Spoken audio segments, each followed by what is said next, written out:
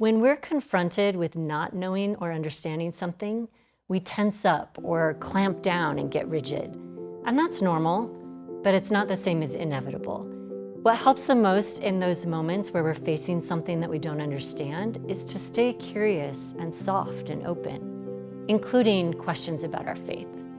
Holding a big question with humility and patience makes all the difference until answers or peace finally come.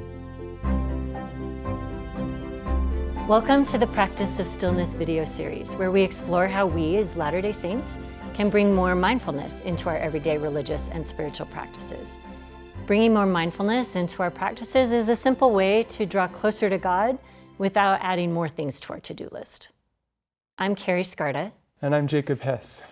Today we're going deeper into that moment when a tough question comes up for you, about the past, about doctrine, about your own place in this all, maybe even about your identity.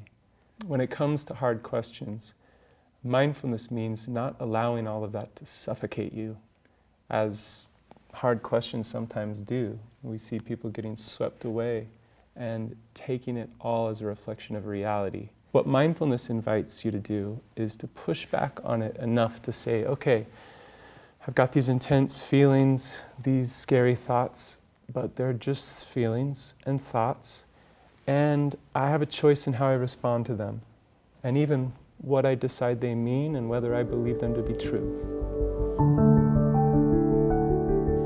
Mortality is going to present us with no shortage of challenging questions. And the next time a hard question comes up for you, know that you're in good company, that this is normal and this is part of what spiritual practice is all about. We'd all like to know what is right or true about something immediately. And in a world brimming with information, it feels like we should be able to know the answers. We should just Google it, right? But we didn't come to Earth to only know or have perfect certainty.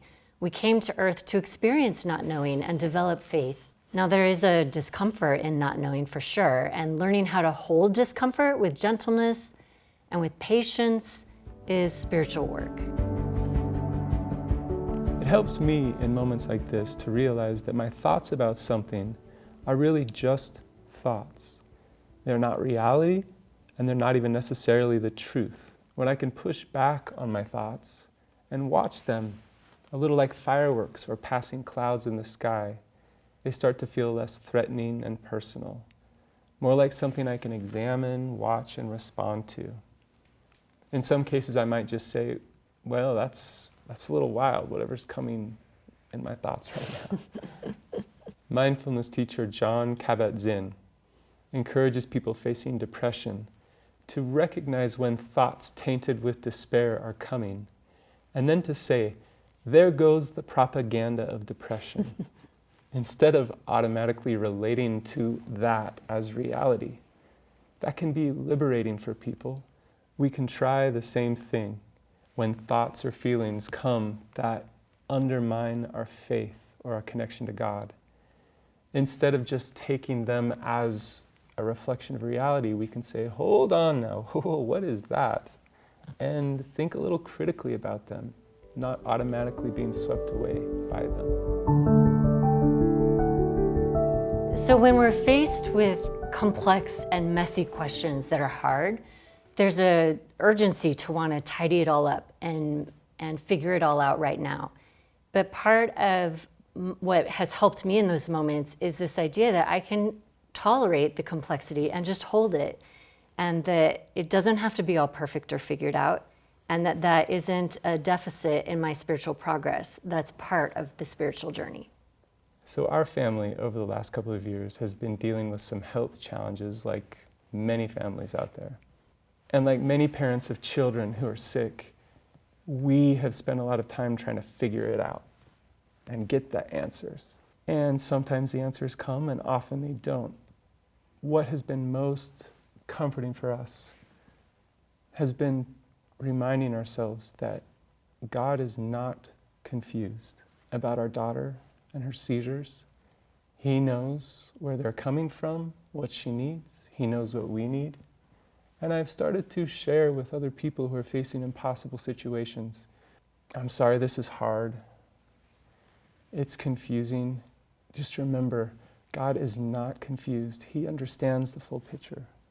And that helps me just kind of rest in his presence and not be so sweaty palm about trying to figure everything out. A lot of peace comes from that. It's a quality that I think God has mastered, to be able to hold all of that complexity with gentleness and with confidence. And we're trying to emulate him in that. So when you're faced with hard questions or difficult, messy moments in your life, just hold still with compassion and knowing and trusting that God is in charge and is with you in those moments. Thank you again for joining us on the Practice of Stillness.